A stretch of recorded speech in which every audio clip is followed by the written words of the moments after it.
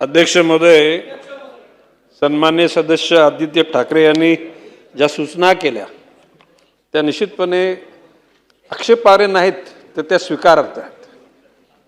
जे ग्रामविकास मंत्रालयाबरोबर जाऊन स्वच्छता त्या ठिकाणी करा, निश्चितपणे आपल्या सूचनेचं पालन केले। आपण एका PCCFचा उल्लेख केलात, त्यांनी तुम्ही सांगितलं की परवानगी घ्यावी लागेल, नंतर काय गरज वाटत नाही, नंतर त्यांनी काय पत्र विड्रॉ केलं। तर आपल्याकडे जी तशा प्रकारची ती पत्र असतील तर आपण मला पाठवा, निश्चितपणे त्याची चौकशी केली जाईल। त्याच्यामध्ये काय कालबेरा असेल तर त्या कालबेऱ्याचा सुद्धा दूध का दूध आणि पाणी का पाणी केला जाईल। आपण जी सूचना केली तर मी जयंतरावांनी सूचना केली की ही गोष्ट खरी आहे की पोचर्स जे आहेत ना ते नुसते काय आपले स्थानिक नाहीत, अन्य स्टेटशी कनेक्टेड आणि परदेशाशी कनेक्टेड आहेत। अशा लोकांना पकडलेले आहेत, त्यांच्यावर नजर ठेवून आहेत आणि इंटेलिजन्स, जसं म्हणजे पोलीसमध्ये जसं इंटेलिजन्स डिपार्टमेंट असतं तसं वन विभागाचं इंटेलिजन्स डिपार्टमेंट आहे आणि त्या बाबतीत सगळी नजर ठेवून आहेत, खबरे आहेत आणि किंबहुना खबर देणाऱ्या लोकांकरता काही पैसे देण्याकरता तसा फंड पण त्या ठिकाणी आहे। म्हणजे भविष्यकालामध्ये मी मगाशी म्हटल्याप्रमाणे आपण बघायचं की प्राणी गावाकडे शहराकडे, तर ते प्राणी ते त्यांच्या अधिवासातच राहतील। अधिवास कमी झालाय, तो अधिवास निर्माण करण्याचीच माझी कल्पना आहे।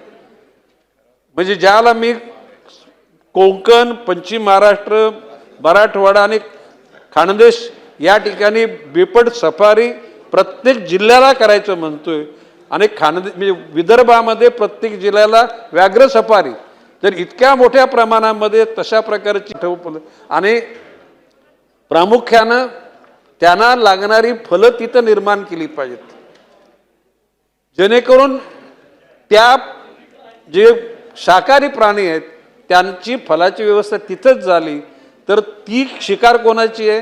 वाघांची आणि बिबट्यांची आहे। म्हणजे भविष्यकालामध्ये त्या एकूण व्याघ्र प्रकल्प किंवा बिबट प्रकल्पाच्या बाहेरच ते लोक येणार नाहीत, अशा दक्षता घेतली। आणि भविष्यकालामध्ये आता आपण म्हटल्याप्रमाणे पूर्वी साधारणपणे 111 वाघ होते, त्याची संख्या आता 555 पर्यंत गेलेली आहे। सुरुवातीला बिबट तर त्या ठिकाणी साधारण हजाराच्या संख्येने होते, आज ती संख्या 5000 पर्यंत गेलेली आहे। आणि भविष्यकालामध्ये या वाढलेल्या संख्येला निश्चितपणे कुठेतरी अधिवास निर्माण करण्याच्या करताच या ठिकाणी मी उपाययोजना करतो। मी स्वतः वन खात्याच्या अधिकाऱ्यांना ते काही डायजेस्ट होत नव्हती, पण मी सांगितलं इट्स माय डिझायर आणि तशा प्रकारची एकूण कशा प्रकारचे ते होणार आहे एक अशी परत म्हणजे एक फिल्म तयार करून ती ऑनलाईन फॉरेस्टच्या वेबसाईटला टाकली जाईल आणि ती नुसती टाकून वेबसाईट म्हणजे समाधान मानणार नाही, त्याचा पाठपुरावा करून ते अस्तित्वात येईल यासाठी मी प्रयत्नशील करेन। चला पुढे जाऊया। आता 45 मिनिटं लक्षवेधी चालली आपली। सदस्यांना विनंती आहे स्पेसिफिक प्रश्न उपस्थित करा। राणे साहेब लास्ट। चला अध्यक्ष महोदय, या लक्षवेधीवर अध्यक्ष महोदय मंत्री महोदयांचं उत्तर ऐकलं की बरं वाटतं। अध्यक्ष महोदय, पण जमिनीवर तशी अवस्था आहे का? सिंधुदुर्ग जिल्ह्यामध्ये आता मंत्री महोदयांच्या एका रिप्लायमध्ये असं बोलले ते की आम्ही ह्या सगळ्या वाघांना वगैरे प्रत्येक जिल्ह्यामध्ये आम्ही सेग्रिगेट करून सोडलेले आहेत।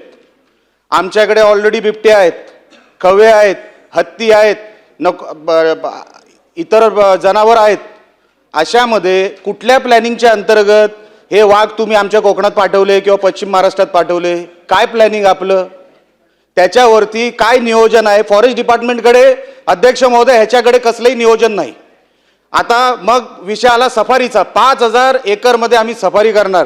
फॉरेस्ट डिपार्टमेंटकडे अध्यक्ष महोदय ट्रँक्युलायझर घ्यायला पैसे नाहीत। 5000 एकरमध्ये आपण सफारी कधी करणार आहोत?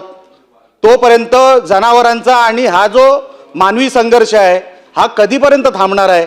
कधीतरी आपल्याला ह्याच्यावरती उपाय, आपण मोठमोठ्या वार्ता ऐकतोय AI टेक्नॉलॉजी, आम्ही हेर ठेवलेत। अहो खाली DFOला माहीत नाही, अजून रस्त्यांना NOC मिळत नाही, जंगलातून आम्हाला रस्ते काढायचे, जीव वाचवायचे असतील तर त्या लोकांना तिथून बाहेर तर काढावे लागतील, त्याच्यासाठी फॉरेस्ट डिपार्टमेंट NOC देत नाही। अजूनपर्यंत बिबट्यावर आपण काय उपाययोजना करू शकलो नाही, माकडांवर उपाययोजना आम्ही करू शकलो नाही. माकडं म्हणजे काय हो, ही जी वानरं असतात हे बांबूचे कोंब खातात.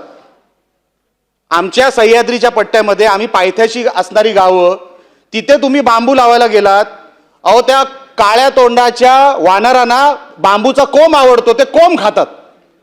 आता तुमचे बांबू पिकणार कधी, उगणार कधी, ते 6 फुटाचे होणार कधी, त्याच्यावरती आपलं नियोजन आहे का नाही. फॉरेस्ट डिपार्टमेंटवर माझं म्हणणं असं आहे, ग्रीन कव्हर हे सिंधुदुर्ग जिल्ह्यामध्ये खूप आहे, बऱ्यापैकी आहे. आपण किती ठिकाणी बाउंड्री मारणार आहोत? प्रश्न घ्या. माझा प्रश्नच आहे ना तो, अध्यक्ष महोदय.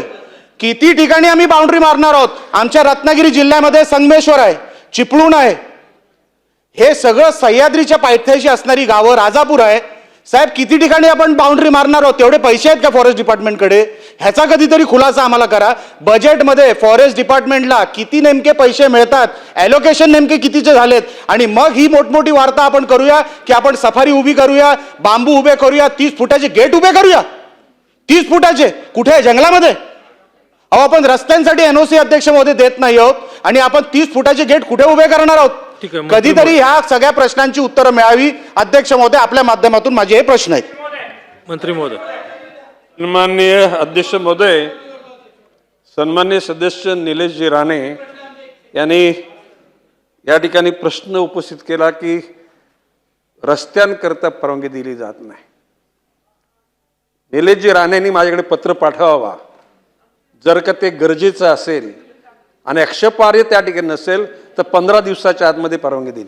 ठीक आहे. ओके. राहता राहिला प्रश्न त्या ठिकाणी गोष्ट खरी आहे. दोडा मार्ग, त्या मार्गातून हत्ती कर्नाटकामधून आले, आजरा बरोबर आहे, आणि याचा प्रादुर्भाव शेतकऱ्यांना होतो हे नाकारत नाही. परंतु मी बोललोय हे स्वप्न नाही, हे करूनच दाखवेन. आणि त्याकरता माननीय मुख्यमंत्री आणि मी सगळे सदस्य कोणाला आवाहन केलं तर त्या ठिकाणी वन खात्याला मदत करण्यासाठी कोणी नाकारणार. त्याचं कारण असं आहे की जी आजची जी आपण ज्याला ग्लोबल वॉर्मिंग, ग्लोबल वॉर्मिंगचं ग्लोबल कुलिंग करायचं असेल तर झाडांची संख्या वाढली पाहिजे आणि वनजीव मानव संघर्ष थांबला पाहिजे आणि बायो डायव्हर्सिटी सुद्धा मेंटेन केली पाहिजे. वाघांचा द्वेष म्हणजे बडटीवार जी गेले की हे वरदान आहे का शाप आहे, ही गोष्ट खरी आहे. लोकांना वाघ बघण्याकरता लोकांना कौतुक वाटतं आणि काही लोकांचा त्या वाघाने जीव घेतला जातो. निलेशजी राणेंना मी आश्वासित करतो, तुम्ही माझ्याकडे पत्र द्या, आपण मला सांगा, मी सर्व अधिकाऱ्यांची बैठक लावतो आणि आपल्या मनातल्या असलेल्या सगळ्या शंकांचं निरसन करतो. वेळ पडली तर जी काय माझी कुवत आहे त्या पद्धतीनं त्या परिसरामध्ये CSR मधून पैसे आणून त्या ठिकाणी गरजा पूर्ण करण्याचं मी आश्वासित करतो.